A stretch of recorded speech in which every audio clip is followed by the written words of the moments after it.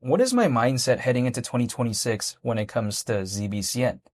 Nothing I say is financial advice, but as we're heading into 2026, my kind of reaction as of right now is that I'm somewhat glad that I did not see an altcoin season this year. Now, some people may be thinking, why? Like, if it happened 6 months ago, like, why would you complain about that? Like, some people may be asking me that question, right?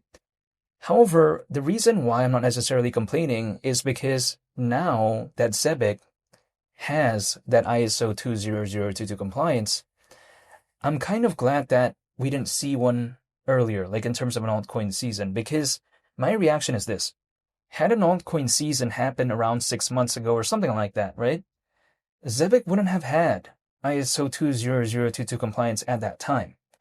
So if it does not have it at that time, my kind of feeling is that the ceiling might have been a little bit kind of limited because I see many projects out there that are focused on global trade and finance, which arguably Zebec is. Because some of them do not have that ISO 20022 aspect, they're not really considered as this project that is kind of recognized to be fully focused on global trade and finance, even though actually in some cases they really are, right? But then sometimes it's just kind of something that people want to see before they really kind of consider it. It's like, for instance, if someone plays football, sometimes people want to know that they play in the NFL, right? Or let's say someone does MMA, they want to know that this person is doing it at the UFC. I don't know, right? But this is sometimes what I've heard. Because let's say Zebec didn't have that ISO 20022 aspect like what we see as of right now back then, and there was an altcoin season. Again, would it have been considered at the level of like an XDC? Would it have been considered to a certain extent as a somewhat this hypothetical miniature version of Stellar? I think it would, to a certain extent, but not really to the full kind of extent had there been, let's say that ISO 20022 aspect. You know what I mean?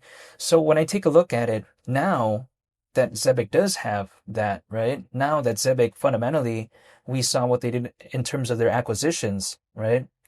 Even being focused on the education market. We take a look at how they have over 200 payroll enterprise clients.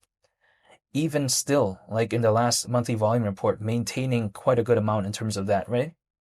Now that we're heading into 2026, I think it makes it have a better foundation as opposed to before. Before, it was already okay, but I don't think it was fully kind of ready fundamentally. Who knows what could happen moving forward? But if there was an altcoin season, to me, Zebec fundamentally, it feels a little bit more sound than before. You know what I mean? It's like, for instance, before, it's like me trying to play a tennis competition after 6 months of training. I mean, how would I do in that? I guess it'd be okay, but I'm not even that good anyways, right? Now, if I train for like years, would I still be good? No. Like, I'm not going to be able to become Rafael Nadal, I'm not going to be able to be as good as Roger Federer.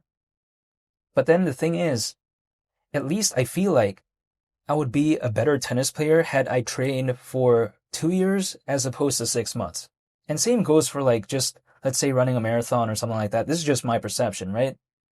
So Zebec back then, even though it had aspects of Solana, even though, we already know it's focused on global trade and finance. We already know sort of how Circle, which is the creator of USDC, they are a backer when it comes to this, also something like Solana Ventures, but it didn't have that missing ingredient in my perspective. It didn't have, that aspect of ISO 20022. That was kind of the last piece of the puzzle in my perspective. Now that it kind of has that, is it ever going to become more massive than like Stellar? No. I mean, come on, right? I'm still a fan of this project, but, I have to take a look at it how I feel. I don't think that could be the case. But at least I feel like it's a little bit more sort of hypothetically kind of fundamentally sound compared to before. So this is why, even though ZBCN is around 40 times lower than 10 cents, kind of my perception is that I actually like it right now better than before, fundamentally. Not in terms of price, because we all know that earlier, this year we saw ZBCN reach a market cap of around 500 million, but then right now it's nowhere close to that. But besides that, when I take a look at Zebec, fundamentally, I actually like it more than before, which may seem kind of like counterintuitive because actually the price was better before. But then at the same time, my perception is that Zebec, I would say arguably through that ISO 20022 thing that they accomplished recently, right? Like I would say arguably through that, the fundamentals are, to me at least, better than before. In most situations, right? Usually if something becomes better, it doesn't go down, right? In terms of like the kind of amount that it's viewed as. But then within this space, sometimes a project becomes better, but then the market cap, for whatever reason, goes lower. And I think it's because this space works a little bit kind of differently when compared to some other spaces. So when I take a look at something like this, am I going to complain? Now, I would not complain because even though I cannot speak on anyone's behalf, I hypothetically want to dollar cost average, right? I'm doing this voluntarily, by the way. I don't have to do it. No one's telling me to do it. And even if someone told me to do it, I'm making the decision myself, right? Like I could either do it or I don't. But the thing is, I was fine with dollar cost averaging before, and actually it was more before, but then the fundamentals are not even as good as right now. But now the fundamentals arguably became a little bit improved. But then the thing is, the market cap is lower, actually over 2 times lower than before. I don't know why I would complain. Maybe. This is my perspective. It's like, for instance, in just a make-believe scenario, right? If I want to buy a bicycle, but then the bicycle, for whatever reason, like compared to 6 months ago, let's say the store just said, hey, they're going to reduce it by over 50% for whatever reason. I mean, I don't know, right? But I'm saying, if I actually liked the bicycle back then and I was willing to actually acquire the bicycle before, now that for whatever reason there's like over 50% reduced, am I going to be complaining? Now, I would be complaining if, let's say, they said, okay, we're not going to include the tires, or we're not going to include the chain, right? Or let's say we're not going to include the seat of the bicycle, or like the brakes or something like that.